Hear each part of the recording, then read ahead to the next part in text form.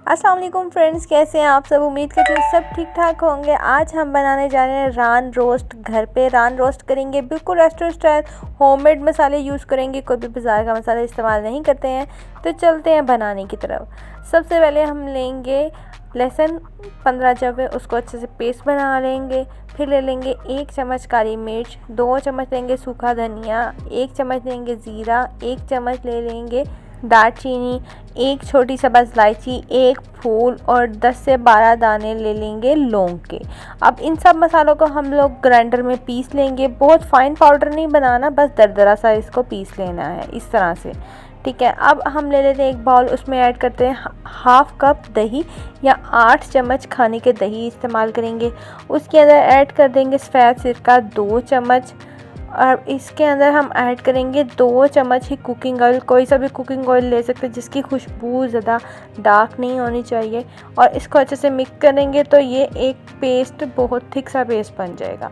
इसके अंदर 2 टेबलस्पून डाल देंगे सुरख मिर्च का पाउडर, और 2 टेबलस्पून ही डाल देंगे चिली फ्लेक्स, मतलब कुटी हुई सुरख मिर्च।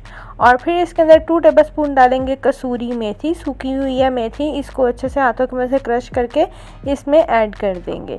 और फिर इसके अंदर हम ऐड करेंगे 2 टीस्पून हल्दी। हल्दी डालने के बाद इसके अंदर डालेंगे 1 टीस्पून ब्लैक पेपर, और फिर इसके अंदर 2 टेबलस्पून डाल देंगे नमक। 2 बड़े चम्मच भर के नमक के डालने हैं।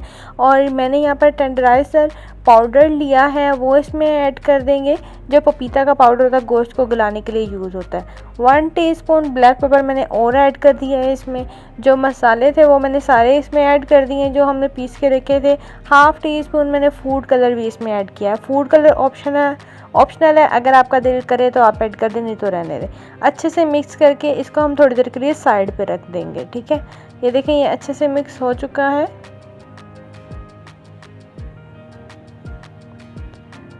अब जो है बकरे की टांग की तरफ आ जाते हैं। अब हम इसमें लगाएंगे डीप कट।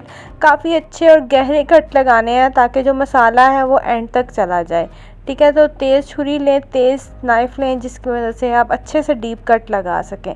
अच्छे से कट लगा लेंगे।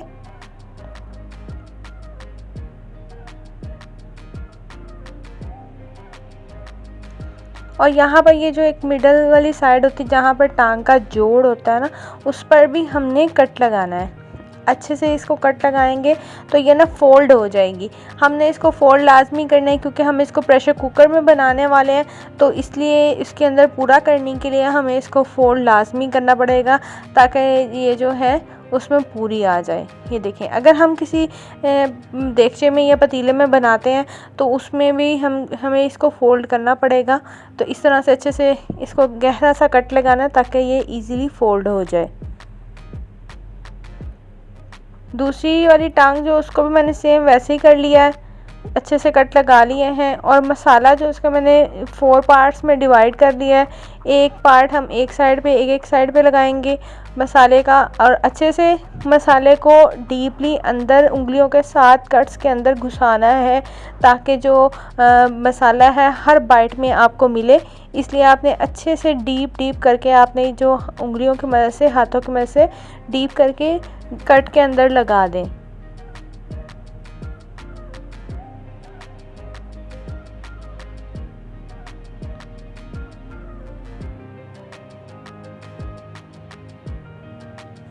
तो आप देखें कि ये दोनों टांगों की एक साइड पे लग चुका है। अब जो दूसरी बैक साइड है इसकी, वहाँ पर भी हम बाकी जो बचा हुआ मसाला वो एडजस्ट कर देंगे, सारी तरफ लगा देंगे।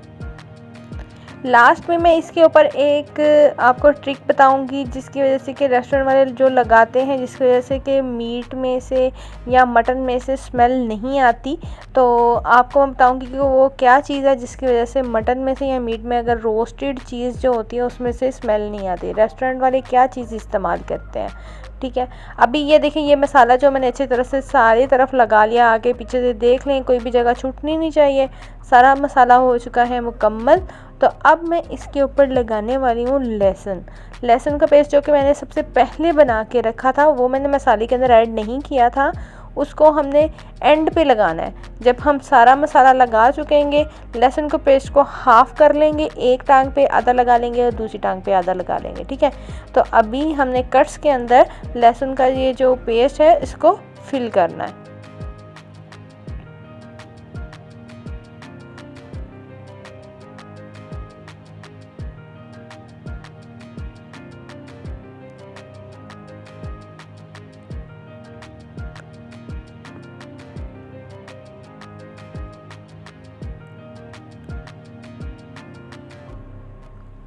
तो जी हाँ, ये देखिए मैं एक पर लगा लिया और अब मैंने दूसरी पे भी इसको अच्छे से लगा लिया है। अब इसको हम किसी भी ट्रे में या ऐसे बंद बर्तन में रखेंगे जहाँ पर ये अच्छे से एडजस्ट हो जाए, और उसके बाद हम इसको किसी भी पेपर से फिल करेंगे, ऊपर से ढाँप देंगे। जैसे कि कोई भी आप पेपर ले सकते हैं, अगर आपके पास ये वाला पेपर नहीं है तो कोई सा भी पेपर लें, उससे अच्छे से इसको कवर कर दें और उसके बाद इसको तकरीबन 12 घंटे के लिए रख दें, या कम से कम 8 घंटे के लिए लाजमी रखें।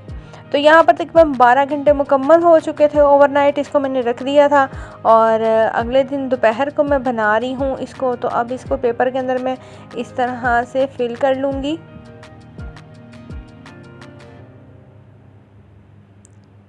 ये देखिए पेपर को इस तरह से इसके ऊपर लपेट लेंगे और अब इसको नाइफ़ की मदद से इसके अंदर कर देंगे छोटे छोटे सुराख, ताकि जब हम इसको स्टीम करेंगे तो इसके अंदर से जो भी पानी निकलेगा इसका, वो सारा स्टीमर के अंदर जाता जाएगा और जो गोश्त है वो अच्छे से स्टीम हो जाएगा और गल जाएगा, ठीक है। यहाँ पर मैंने एक ले लिया कुकर, उसके अंदर थोड़ा सा पानी डाला, थोड़ा नीचे एक मैंने बर्तन रखा, उसके ऊपर जाली रखी है, उसके ऊपर अब ये रान रख दूँगी और इसको मैं तकरीबन 1 घंटा के लिए पकाऊंगी। और मैंने बार बार पानी इसमें ऐड किया, 2-2 गिलास करके तकरीबन 8 गिलास इसमें पानी गया है और 1 से 1.5 घंटा लगा है इसको पकने में।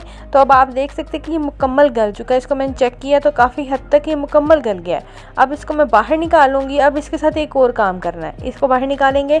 उसके बाद हमने कोयले एक साइड पे तैयार किए हुए हैं, थोड़े से कोयले चाहिए, बहुत ज़्यादा नहीं, जिनको हम लोगों ने एक साइड पे तैयार कर लिया है। उसके ऊपर जाली रखी है, जाली के ऊपर मैंने इसी तरह से ये रान मुकम्मल की मुकम्मल रख दी है। इसके अंदर थोड़े से ऊपर पेपर के ऊपर थोड़ी सी और गहरे से डीप कट लगाऊंगी और फिर इसके अंदर ऐड कर दूंगी 2 टेबलस्पून ऑयल के। ये चीज़ और ये काम जो है वो ऑप्शनल है, अगर आप नहीं कर सकते हैं तो कोई बात नहीं, आप वैसे ही इसको खाएं, वो भी बहुत टेस्टी लगेगा। लेकिन इस तरह से ये होता है कि इसके अंदर जो कोयलों की स्मेल आती है ना, वो बहुत ही मज़ेदार लगती है और बहुत ही अच्छा, इसकी लुक भी बहुत अच्छी आती है और स्मेल से भी इसका ना बहुत ही अच्छा सा जायका आता है। तो बस ये देखें, ये रेडी हो गया है। तकरीबन 3 से 4 मिनट इसको मैंने कोयलों पे रखा था, ठीक है, बस इसका ताकि धुएं की जो स्मेल है थोड़ी सी वो आ जाए इसमें। अब ये देखें, मैं आपको दिखाती हूँ कि ये बहुत ही अच्छे से टेंडर हुआ था और बहुत ही अच्छे से ये गल चुका है और ये रान जो है वो रेडी हो चुकी है। आई होप कि रेसिपी पसंद आई होगी। मिलते हैं नेक्स्ट रेसिपी में। अल्लाह हाफिज़।